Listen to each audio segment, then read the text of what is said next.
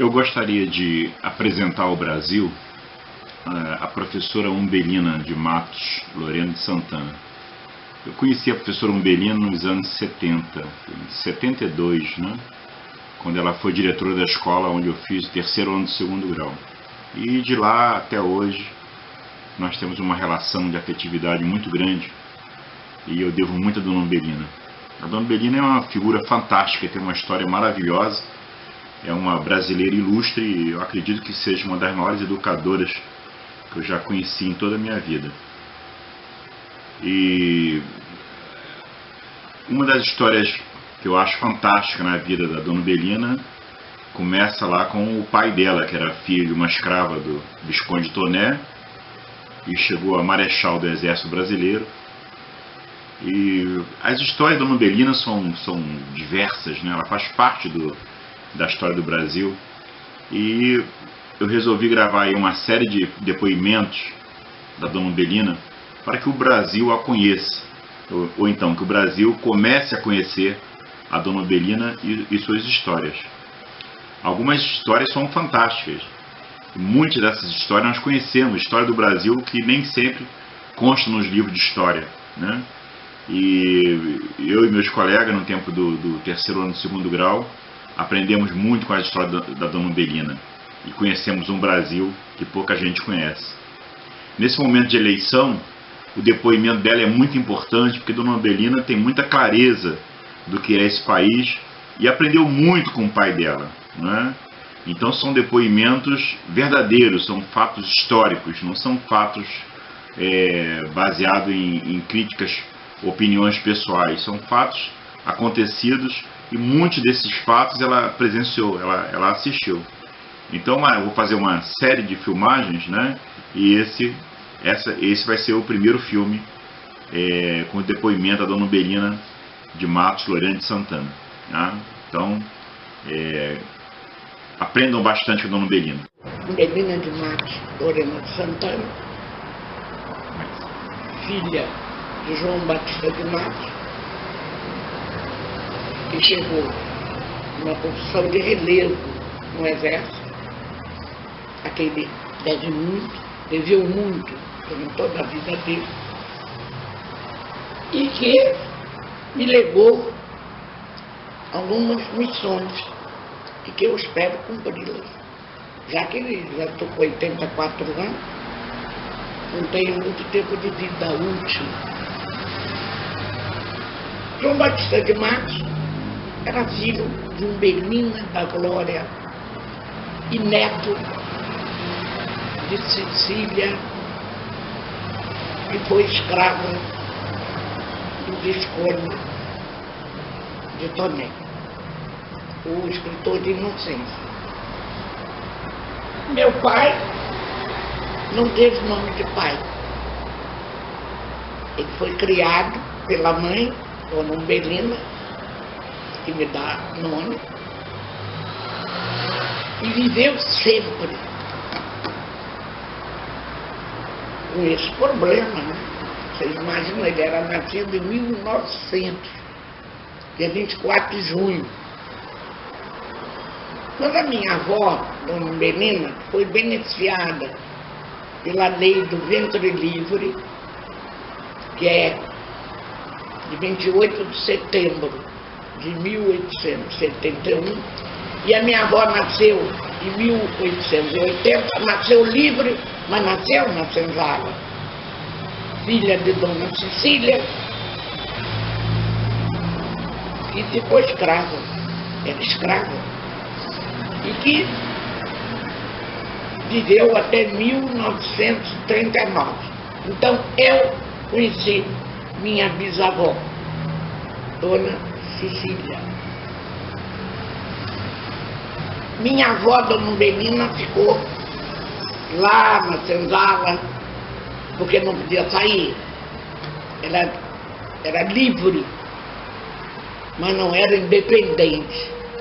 Era livre, mas independente. E ali permaneceu até a lei de 28 de setembro de 1885, que é a lei de sexagenário. Então ela saiu com a avó dela, as duas, avó e neta ficaram livres e foram cuidar da vida própria.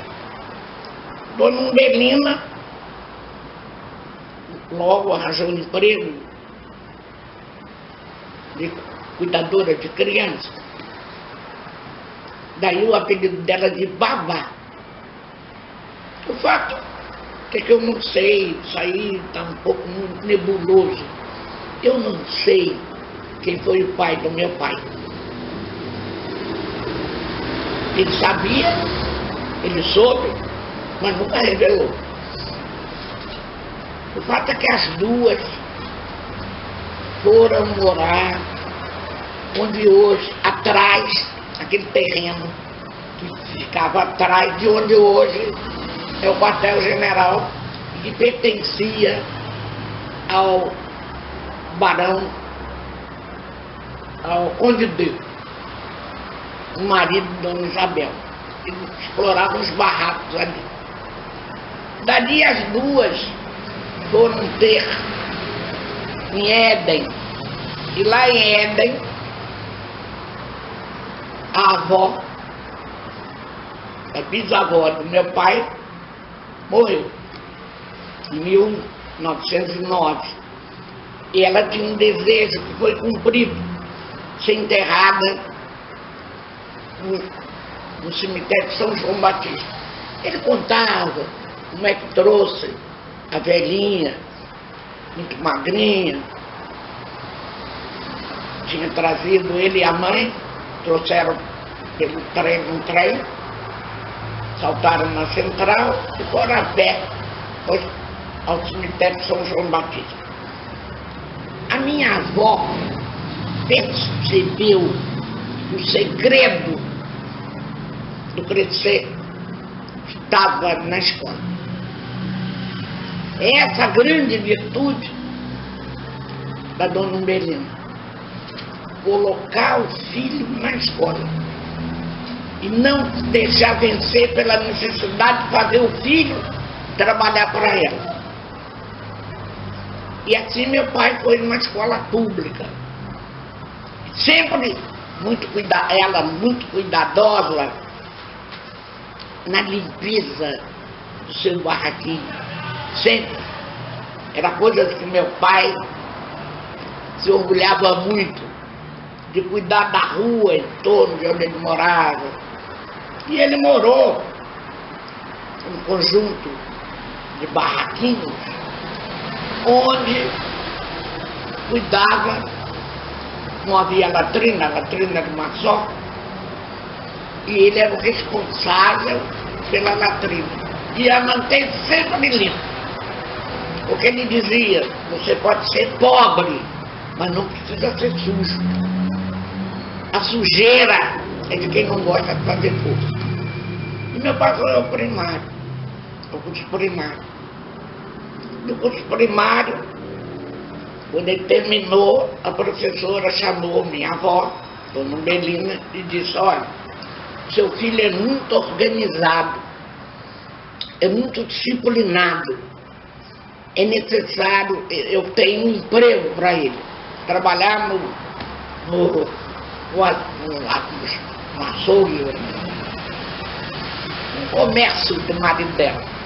A minha avó disse, não, meu filho vai estudar. E procurou o colégio Pedro II. Foi ao Pedro II, quem o conduziu foi o filho, porque ela não sabia ler, e mostrou o caminho a seguir, para chegar lá, na secretaria. Lá, ele se inscreveu. Apesar de pobre, naquela época, ele sempre foi, nunca foi um aluno gratuito. Ela sempre fez questão de pagar. Isso é muito importante. A gratuidade deve ser usada pelos que realmente precisam, que não tem nada, que não podem, em nenhuma hipótese, pagar a escola. E lá ficou meu pai. Ele entrou no colégio Pedro II em 912.